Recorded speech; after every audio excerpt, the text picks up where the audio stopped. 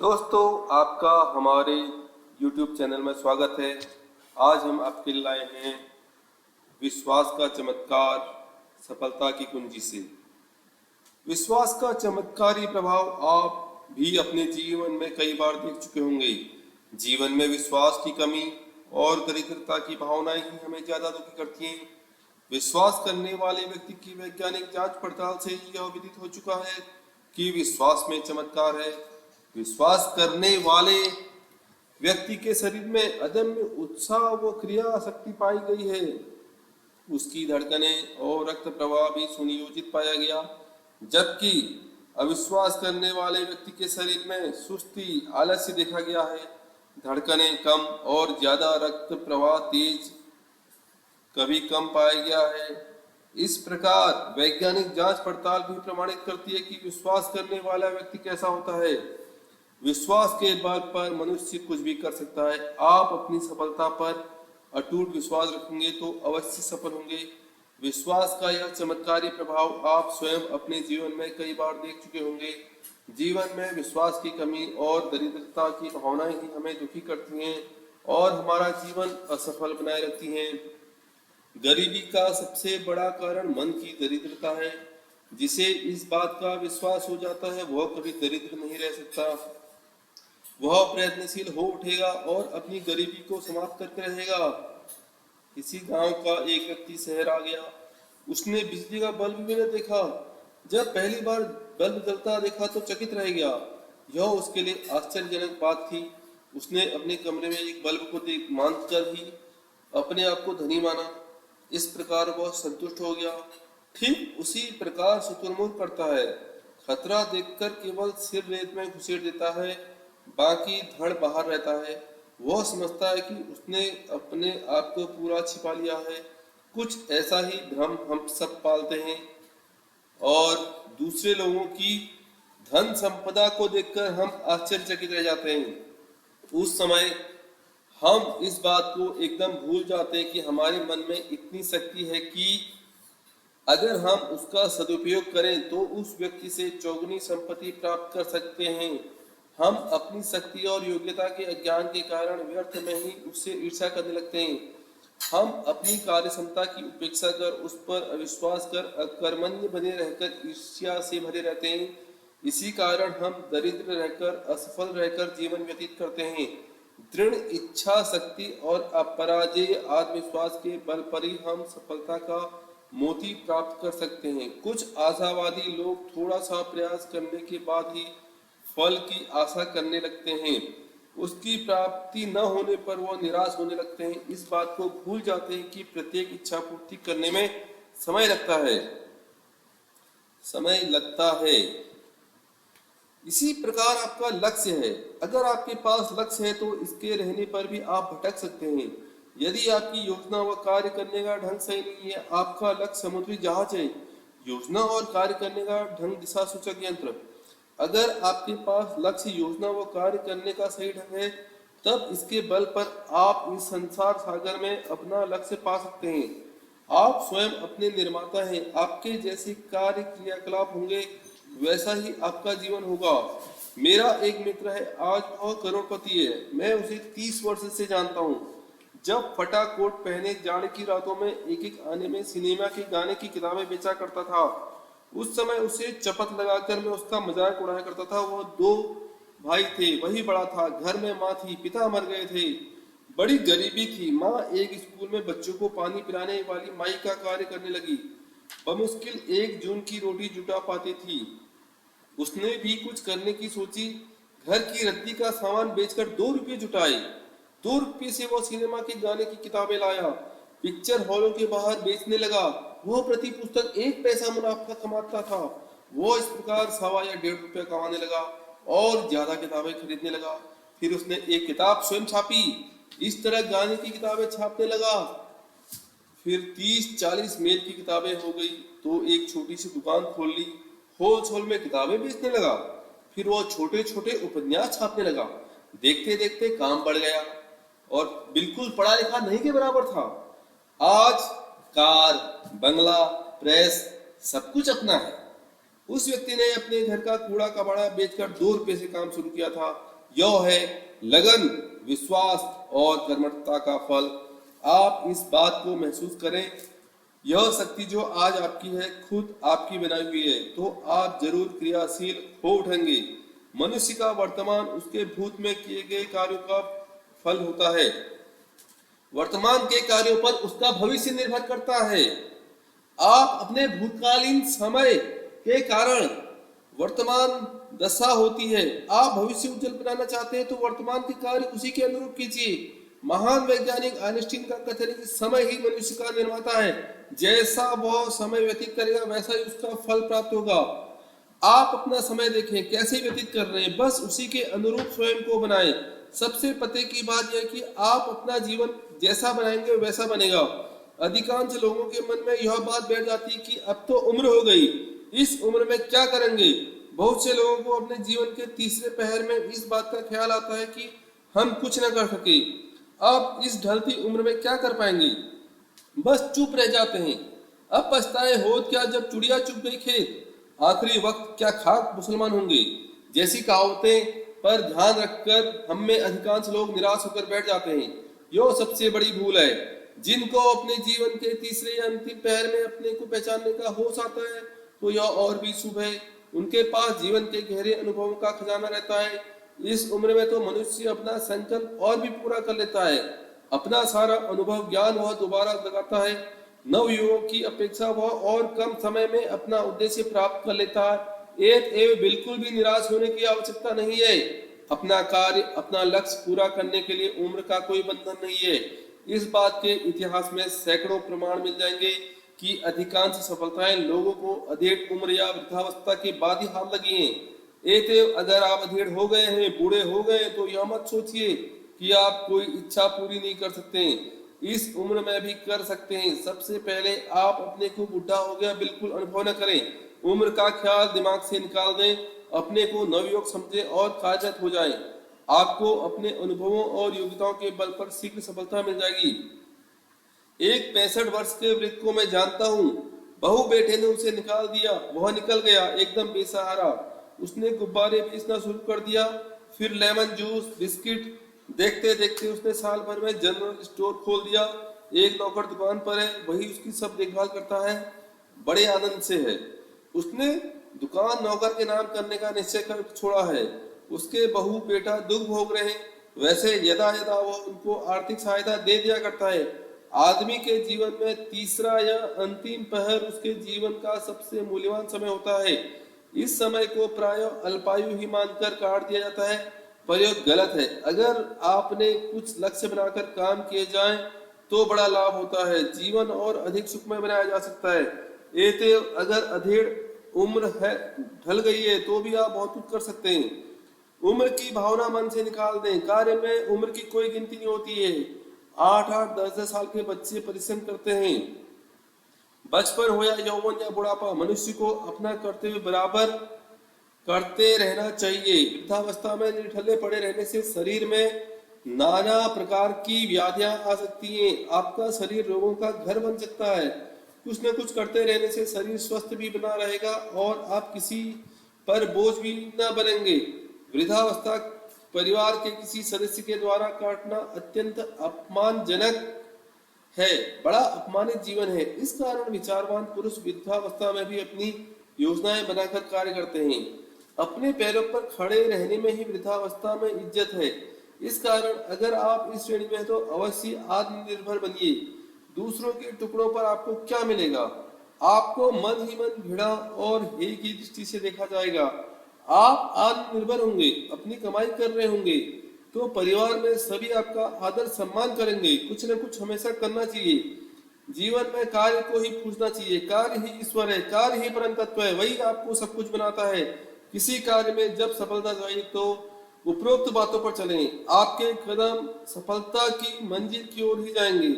इस जीवन को व्यर्थ न जाने दें, कुछ कर डालिए। आप धनी हो या गरीब, कुछ भी हो, निष्क्रिय न बैठें, बस कुछ करते रहें। जीवन का सच्चा आनंद इसी में है। मनुष्य जीवन की सार्थकता इसी में है। प्रत्येक मनुष्य को अपने जीवन में कुछ न कुछ करना चाहिए।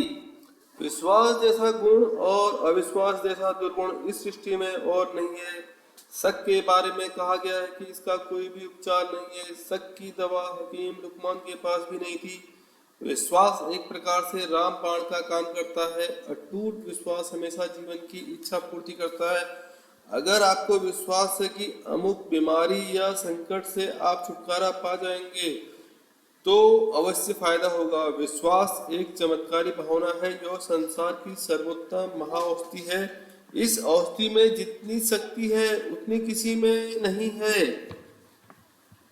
इससे शीघ्र कार्य बनते हैं और उत्साह मिलता है। अगर आपको विश्वास है कि अमुक कार्य होकर रहेगा तो आपके प्रयत्न से वह अवश्य हो जाएगा। विश्वास आपको बल देता है, शक्ति देता है, कार्य करने की क्षमता प्रदान करता है। आपको मार्ग दिखलाया जा चुका है। इस राह पर आप चलें, जीवन आपका सुखमय होगा, सब कुछ मंगलमय होगा। आप एक बार साहस करें और प्रभु पर विश्वास रख, अपना विश्वास बनाए रख, जीवन सार्थक करें। शरीर का अणु अणु विचारवान है। यह एक नितांत सच है कि हर एक अणु जो हमारे शरीर में मौजूद है मस्तिष्क का ही एक छोटा पर अत्यधिक महत्वपूर्ण हिस्सा है। इसी बात को इस प्रकार कहा जा सकता है कि हमारे शरीर का हर एक अणु अपने अपने आकार के समान एक पावर स्टेशन है। इस पावर स्टेशन का तार मस्तिष्क से जुड़ा है। इस प्रकार मन के दायरे में आए क्रोध, ईर्ष्या, घृणा के छोटे छोटे भाव भी मनुष्य के अणु अणु में प्रकट होने लगते हैं। मन का हर एक अणु पर प्रभाव पड़ता है। मन के प्रसन्न होने पर शरीर का हर एक अणु प्रसन्न और दुखी होने पर हर एक अणु दुखी होता है। इस तथ्य के लिए किसी प्रभाव की आवश्यकता नहीं है। हम सब स्वयं इस बात को जानते हैं कि जब मन आशा, उत्साह और प्रसन्नता से भरा हुआ होता है तो सारा शरीर फूला सा, हल्का, स्वस्थ, प्रसन्न महसूस होता है। उस समय हमारी कार्य क्षमता बढ़ जाती है। इसके विपरीत यदि मन दुखी होता है उस समय हमारा शरीर भारी, बोझिल, दुर्बल तथा निराशा से भरा रहता है और हमारी कार्य क्षमता बिखर जाती है। हमारे समस्त शरीर का उत्साह खत्म हो जाता है। इस प्रकार हमारे शरीर का अणु अणु मन को प्रभावित करता है। अच्छा खाने पीने वाला, प्रसन्न रहने वाला, दुबला पतला व्यक्ति भी मोटा हो जाता है और ठीक से खाना न खाने वाला व्यक्ति, मोटा व्यक्ति भी दुखी होने पर दुबला हो जाता है। डॉक्टरों के मतानुसार आदमी के शरीर में कई रोग निराशा के कारण उत्पन्न होते हैं। इस तरह की कई बीमारियां हैं। निराश, दुखी, निराश, दुखी, निराश, दुखी, निराश, दुखी, निराश, दुखी। निराश दुखी व्यक्ति जब एक बार बीमार पड़ जाता है तो वह जल्दी अच्छा भी नहीं होता। उसको स्वस्थ होने में वक्त अधिक लगता है। कई लोग तो मानसिक आघात लगने से भी अचानक शारीरिक रूप से कमजोर पड़ जाते हैं। उनको विभिन्न तरह के रोग घेरे लेते हैं। तो इस तरीके से जीवन में अगर हम अपने अंदर विश्वास नहीं रखेंगे तो बहुत सी परेशानियों का सामना करना पड़ सकता है। एक कहानी के जरिए मैं आपको बताता हूँ। एक स्वस्थ सुंदरी नवयुवती के माता पिता को क्षय रोग था। वह इससे अछूती थी। इसके बावजूद उसको विश्वास दिलाया गया कि वह तो इससे अछूती थी। इसके बावजूद उसको विश्वास दिलाया कि वह तो पैतृक रोग है, उसे भी हो सकता है। युवती के मन में बात बैठ गई। बस फिर क्या था, वह बेचारी चिंताग्रस्त रहने लगी। जरा सी भी खांसी आ जाती तो उसे भ्रम हो जाता कि क्षय रोग हो गया। वह कांप उठती। हर बार थूकने के बाद उसका रंग देखती। क्षय के कीटाणुओं की खोज करती, चिकित्सक को दिखलाती। चिकित्सक बतला देता ऐसी बात नहीं है, पर उसे विश्वास ही न होता था। इस विश्वास के कारण उत्पन्न चिंता के फलस्वरूप उसके पाचन संस्थान तथा शरीर की अन्य स्वाभाविक क्रियाओं में बाधा पड़ने लगी। चेहरा उदास पड़ गया, चेहरे पर पीलापन आ गया। उसे क्षय रोग तो न था पर उसके शरीर की बाह्य दशा क्षय रोगियों के समान हो गई थी। वह परेशान हो गई। शक होने लगा कि चिकित्सक उससे छिपा रहे हैं। उसे क्षय रोग है, बतलाते नहीं है। उसे देखने वाले साधारण लोग उसे क्षय का मरीज मानते हैं। उसका शरीर, चेहरा, मोहरा एकदम माँ की तरह हो गया था। वह अंततः एक बहुत प्रसिद्ध वयोवृद्ध डॉक्टर के पास गई। उसने पूछा, डॉक्टर साहब सच बताइए, मुझे क्षय रोग है या नहीं? उसका स्वर दर्द में डूबा हुआ था। हाँ, तुम्हें क्षय रोग है, डॉक्टर ने कहा। वह रो पड़ी थी। देखा ना डॉक्टर, दूसरे डॉक्टर मुझे बेवकूफ बना रहे थे। हाँ बेटी, उन अनुभवी डॉक्टर ने कहा, अच्छा डॉक्टर कभी झूठ नहीं बोलता, किसी डॉक्टर ने झूठ नहीं बोला है। तुमको क्षय रोग है, पर तन का नहीं, मन का। तुम्हारे मन में बात बैठ गई है, इस कारण तुम्हारा शरीर इस प्रकार का हो गया है। तुम्हारे शरीर में कोई रोग नहीं है, तुमने सोच सोच कर अपने को रोगी बना रखा है। मन से शंका निकाल दो, एकदम ठीक हो जाओगी। वह युवती आश्चर्य में डूब गई। उन अनुभवी चिकित्सक ने बड़े प्रेम से समझाकर उसके मन से वहम निकाल दिया। आहिस्ता आहिस्ता वह लड़की बिल्कुल स्वस्थ सुंदर हो गई। उसका शरीर वापस लौट आया। उस युवती को क्षय रोग न था, पर लगातार के विचारों ने बीमारी न होने के बावजूद उसका शरीर क्षय रोगी के समान बना दिया था। उसके शरीर के अन्य जीवाणु उसके विचारों के कारण प्रभावित हो गए थे। हमारे विचार, हमारी भावनाएं, हमारा चिंतन हमारे शरीर के अंग प्रत्यंग पर असर डालते हैं। इसलिए हमें अपने विचारों को प्रसन्न व सुदृढ़ रखना है। निराशा को पास नहीं भटकने देना चाहिए। अगर हम अपने शरीर के अणु अणु की कार्य क्षमता को, उसकी क्षमता को बनाए रखना चाहते हैं, तो हमें सदैव आशा, उत्साह और आनंदमय विचारों से सराबोर रहना चाहिए। निराशा, दीनता, दुख, निरंता, हिंसा के विचार मात्र से ही हमारे शरीर के जीवाणु गलत परिणाम देते हैं, उनमें प्रक्रियाएं होने लगती हैं। इस हालत में आप स्वयं न्याय करें कि इस प्रकार की भावनाओं को अपने मन में रखने का फल क्या होता है। जिस किसी व्यक्ति के मन में इस प्रकार की भावनाएं आ जाती हैं, तब वो अपने जीवन में कुछ नहीं कर सकता है। उसके शरीर के जीवाणु भी उसका साथ नहीं देते हैं। जब आप कभी बीमार पड़ जाते हैं तो कैसी दुर्बलता आ जाती है। उसी प्रकार जीवाणु जब निर्बल होंगे तो क्या मनुष्य काम कर सकता है? शरीर में तब क्षमता कहाँ से आएगी? अपने शरीर के किसी भी जीवाणु को आप उसी दिशा में क्रियाशील और क्षमताशील रख सकते हैं, जबकि वह स्वस्थ हो। और शरीर के किसी भी जीवाणु को स्वस्थ रखने का एक ही उपाय है कि आप सदैव प्रसन्न रहें। अपना मन उत्साह से खाली न होने दें। कभी भी निराशा या दुखी मन की बातें न सोचा करें। इस तरह आपके शरीर का हर एक जीवाणु प्रसन्न रहेगा, उसका स्वास्थ्य बना रहेगा। स्वस्थ जीवन का रहस्य क्या है? ऐसे अनेकों व्यक्ति आपको अपने आसपास मिल जाएंगे जो कभी बीमार नहीं होते, उनको सिर दर्द कभी नहीं होता। क्या आपने कभी ये जानने की कोशिश की है आखिर उनमें ऐसा क्या बात है? जो खाना आपका है वही उनका है। वह कोई हीरे मोती नहीं खाते। जितना परिश्रम आप करते हैं उससे कहीं बढ़कर वो करते हैं। तब क्या कारण है? आप अपने और उनके व्यवहार में बड़ा अंतर पाएंगे। वो कभी दुख, निराशा को पास नहीं फटकने देते हैं, सदा प्रसन्न रहते हैं। बड़े से बड़ा संकट आ जाने पर भी अपना धैर्य, साहस नहीं छोड़ते हैं, बराबर खुश रहते हैं। किसी बात की वो चिंता नहीं करते। वह केवल कार्य में मन लगा कर रखते हैं तथा वह चिंता मुक्त रहते हैं और कुछ न कुछ करते रहते हैं। वह पूरी नींद लेते हैं। क्या यह समस्त गुण आप में है? चिंता मुक्त जीवन ही स्वस्थ, हमेशा निरोग रहने वाले जीवन का पर्याय है। रात को कितने ही लोग ठीक से सो नहीं पाते हैं, करवट पर करवट बदलते रहते हैं। जाने कितनी चिंताएं उनके मन में समाई रहती हैं। वो अपनी नींद भी पूरी नहीं कर पाते, रात दिन दौड़ में लगे रहते हैं। प्रसन्नता कोसों दूर रहती है। परिणाम स्वरूप जीवाणु कमजोर पड़ जाते हैं। जीवाणु जब कमजोर पड़ जाएंगे तो उनके शरीर में रोग के कीटाणु सरलता से प्रवेश कर जाएंगे। इन कीटाणुओं से कमजोर पड़ गए शरीर के जीवाणु जीत नहीं पाएंगे। नतीजा, रोग का अधिकार शरीर पर हो जाएगा। तब मनुष्य अवश्य बीमार पड़ेगा। यह बात तो आज सभी जानते हैं कि हमारे शरीर में रोग के कीटाणुओं से लड़ने की पर्याप्त क्षमता है। हमारे शरीर का हर एक जीवाणु उनसे लड़ता है। जब वह बलवान होगा तभी जीत पाएगा। जीवाणुओं को अगर आप बलवान नहीं रखेंगे तो आपका शरीर बीमारियों का घर बन जाएगा। आप किस बूते पर अपनी रक्षा कर सकते हैं? हमारे शरीर का अणु अणु विचारशील है। यह हमेशा आपके लाभ के लिए प्रयत्नशील रहता है। स्वयं परम पिता परमेश्वर ने मनुष्य के शरीर की रचना इस प्रकार की है कि अपने अंगों का समुचित प्रयोग कर वो सब कुछ पा सकते हैं। ईश्वर ने मनुष्य का हर एक अंग बड़ा चमत्कारी बनाया है। अपने हाथों पैरों से यह मस्तिष्क के सहयोग के बल पर क्या नहीं कर सकता। बड़े ही कौशल के साथ मनुष्य की रचना हुई है। क्या कभी आपने अपना महत्व समझने आंकने की कोशिश की है? जरा देखिए, समझिए, आपको सब पता लग जाएगा। हर एक सफलता की कुंजी आपके हाथ में है। क्या कभी देखा है आपने अपने हथेली की रेखाओं को? मत देखिए, उनके फेर में मत पड़िए। अपनी उंगलियों को देखिए, अपनी मुट्ठी को देखिए, उनमें कितनी शक्ति है, स्वयं को बनाइए, अपने शरीर के अणु अणु पर विचार करिए।